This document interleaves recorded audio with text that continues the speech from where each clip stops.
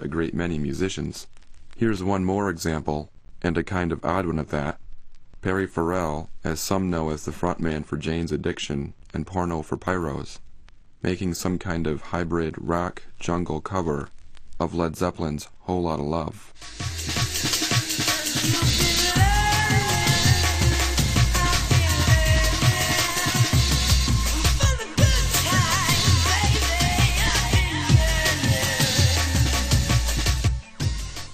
The original Whole Lotta Love, ironically enough, was released by Led Zeppelin in 1969, the same year Amen Brother was released.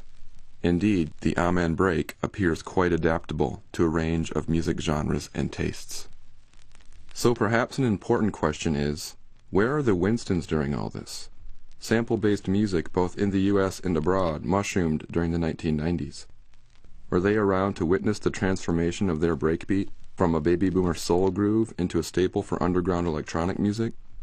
Did any of the members of the band care about its blatant appropriation, seemingly without consent, by musicians in rave and hip-hop? Perhaps Richard Spencer, a founding member of the Winstons and the copyright holder of Amen Brother, and who interestingly enough left the music biz and later received a PhD in political science, simply didn't care. Perhaps he, like many people during hip-hop's early years, didn't see it and other sample-based music as having any potential beyond a limited underground appeal.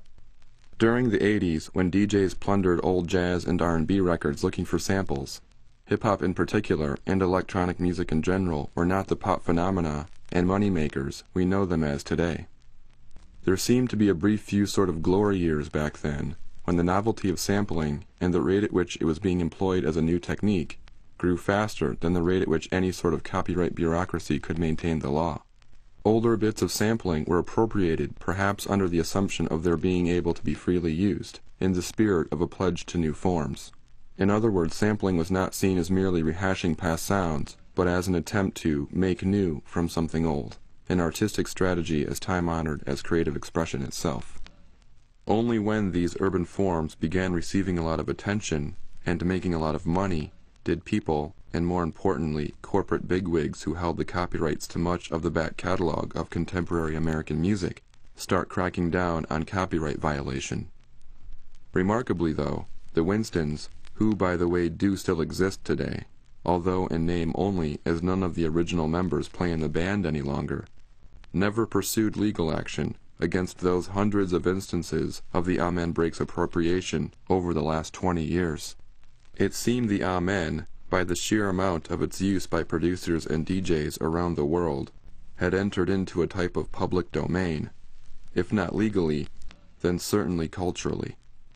At any rate, during Jungle's transformation from an underground club status to a more user-friendly electronica, as the media likes to call it, a curious chain of events happened. Advertising agencies, always looking for new angles to help peddle consumer products by tapping into what the kids on the margins are listening to these days, started using breakbeats, including the Amen, in television commercials. For example, here's a Jeep ad running in Southern California right now, promoting their Extreme Jeep Snow event. Nothing handles the winter elements like a Jeep 4x4, except, of course, you. Now, during the Extreme Jeep Snow event, visit your Jeep dealer and get a lift pass to Sugar Bowl, Bear Mountain, or Snow Summit. You'll also get a chance to win a legendary Grand Cherokee. And now, California buyers get 0+ on Grand Cherokee. Now, noticing a rise in popularity in breakbeat music and recognizing a growing market of commercial producers wishing to use the Amen break, third-party companies started selling it through what seemed to be completely legal channels. For example, at the end of the 1990s, a UK company by the name of Zero G Limited started selling Jungle construction kits, sample CDs containing hundreds of breakbeats, including the Amen. Here is their version of it from their Jungle Warfare sample CD, which, by the way, is copyrighted 2002 by Zero G. And here is the original Amen break again, taken from the actual Winston's vinyl release I bought off eBay, copyrighted 1969. I sped the break up slightly to match a jungle tempo.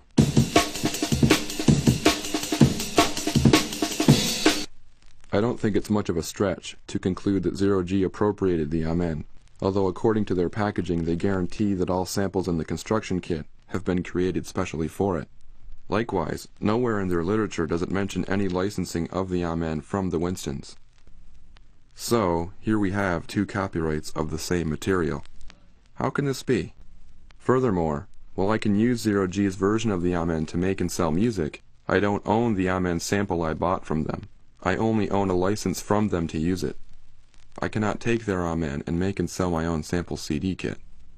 Thus, in some ways, the Amen belongs less now to the Winstons and more to companies like Zero-G Limited. Why do I bring any of this up? What is significant about the Amen break? I'm talking about it here because I think its story is a good example illustrating the rise and subsequent problematic of digital sampling in relation to today's increasingly stringent copyright and trademark laws. To trace the history of the Amen break is to trace the history of a brief period of time when it seemed digital tools offered a potentially unlimited amount of new forms of expression, where cultural production, at least musically, was full of possibilities by virtue of being able to freely appropriate from the musical past, to make new combinations and thus new meanings. The story demonstrates that a society, quote, free to borrow and build upon the past, is culturally richer than a controlled one, unquote, to use the words of Lawrence Lessig, Stanford law professor, copyright reform advocate, and co-founder of Creative Commons, an organization offering a legal alternative to copyright control. As we go forward, examples like the Amen break will become more and more rare, if non-existent. A Sixth Circuit Federal Appeals Court ruled in September of this year that recording artists must pay for every sample they use not in the public domain, regardless of the length or recognizability of the samples in question.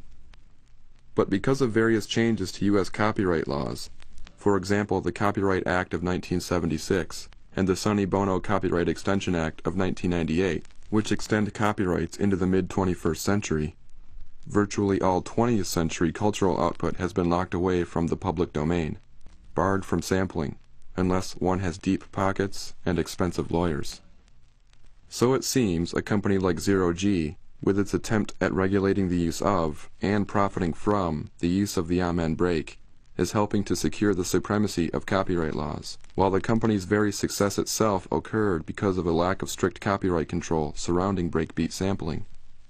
In other words, not only does the innovation within culture grow when copyright is flexible, so do its markets and capital. New trends are developed, new sounds are sought after. New releases are anticipated and become hugely popular, perhaps even selling out. New stars are born and new fan bases are created. Money is exchanged, all in the pursuit of new forms and experiences, of potentials for new connections and meanings. I think the history of the use of the Amen break demonstrates this.